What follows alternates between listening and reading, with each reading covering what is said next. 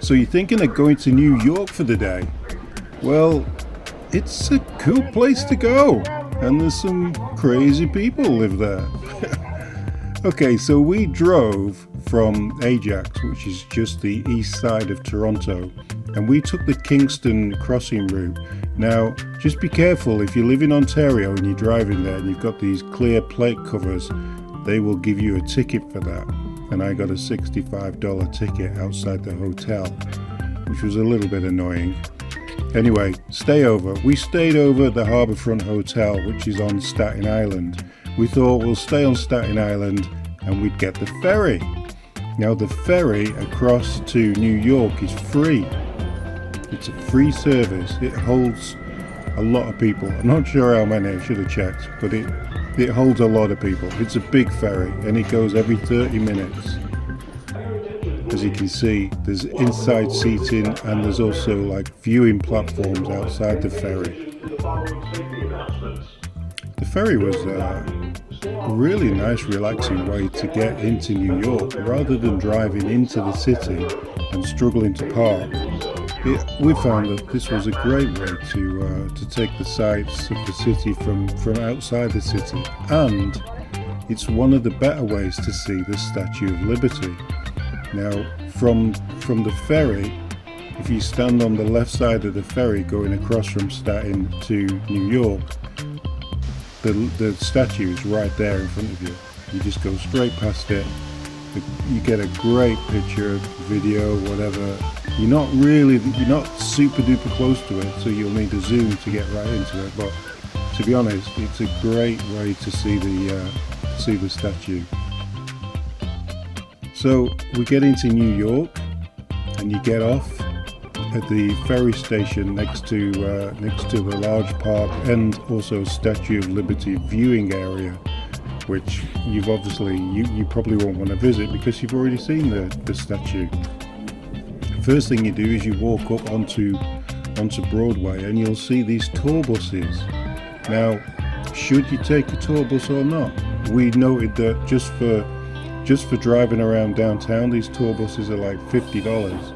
It's over $100 if you want to do something serious on the tour bus. But in a day, do you really want to be sat on a bus driving around, or could you walk? Now, we decided that we could probably walk around the downtown pretty easily. And one of the first things you're going to see when you walk around the downtown is this big brass bull. This is the stock exchange bull.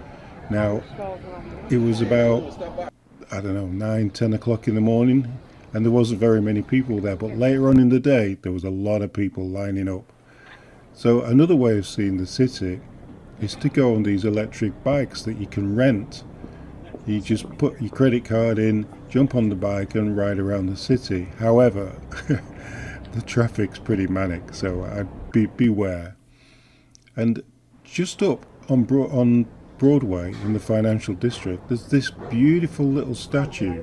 This guy with an old cassette recorder and a Casio calculator with his briefcase open. We thought this was really cool and maybe something that people would probably miss.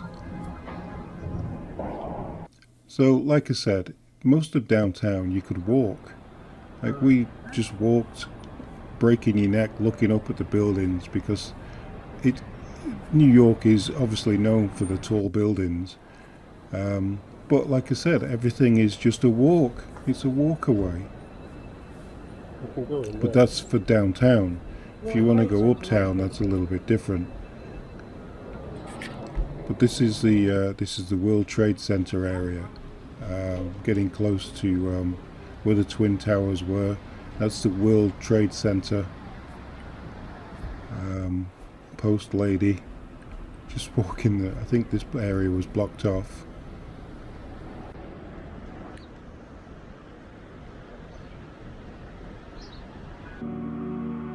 So Ground Zero is probably one of the eerie places you should go and see.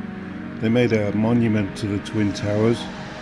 These like waterfall into what looks like a black hole in the middle. It just looks stunning when you're there, and it's absolutely huge. Around each memorial is the names of all the people who were killed in the Twin Towers when they were attacked.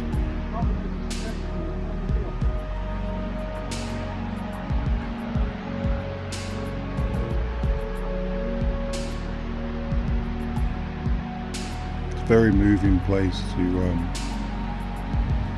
to be. It was very strange being there, to be honest.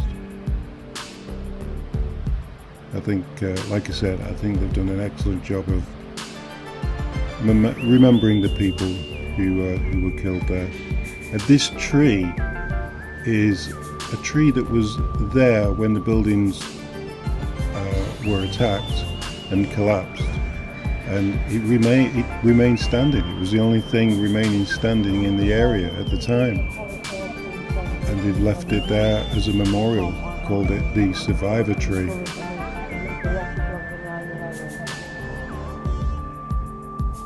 Now this is a very controversial building, to be honest. It's actually the World Trade Center transit hub, but there's some people call it all different sort of names for what it looks like. It looks like so I've read online since, it looks like a carcass of a chicken or something really silly that people have been saying.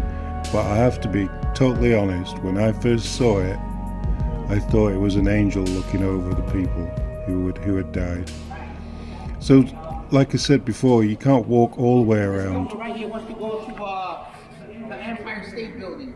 So they're going to get their metro cards and they want to get directions on how to get over there. You can help them out. All right. These guys were awesome on the subway. The subway goes near to it so we can walk. Yeah, I'm behind you, number 2 or number 3. You take that up to 34 Penn Station. From there, it's like a block or 2 away. £34. How much is it? It's 75 per ride. You know what contactless payment is? Yeah. Apple Pay, Android Pay. Yeah, I haven't got that though. Credit or debit. As long as you have this logo on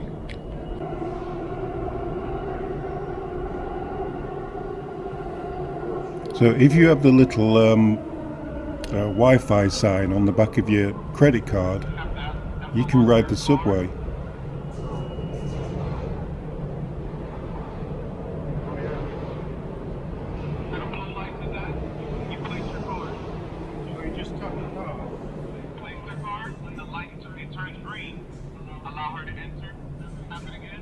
You enter, yeah. All right. And how much is it? 55 cents? $2.75. Okay. Okay, thank you very much. I don't know.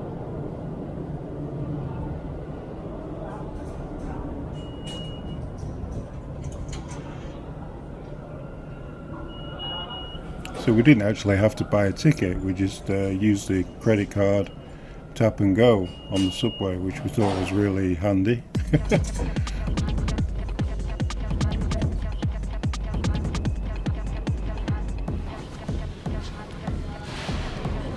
Now, to go from the financial district up to the Empire State Building, which is near to Penn Station, you really want to take either line 3 or line 2. We took line 3 on this one.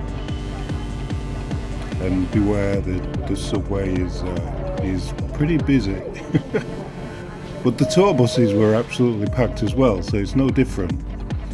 So coming out of Penn Station, if you come out on the west side of the station, sorry, on the east side of the station, and just keep walking east, you'll soon end up near the Empire State Building. We ended up at the back of the Empire State Building. The entrance is on the north side. We were on the south side of the building, which is just basically a back street. It still looked pretty stunning even from the back. The iconic building, obviously, more made famous by the King Kong movies that I remember way back in time. If you go around to the north side of the building, that's where you can get inside. You can actually go inside and have a look around, or you can pay to go up to the observation towers and the elevators. But it's nice just to walk around the inside of the Go in here as well. building. picture here as well.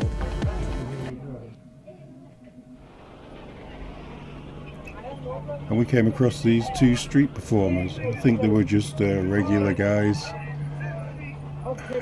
Maybe had a few too many refreshments on that day.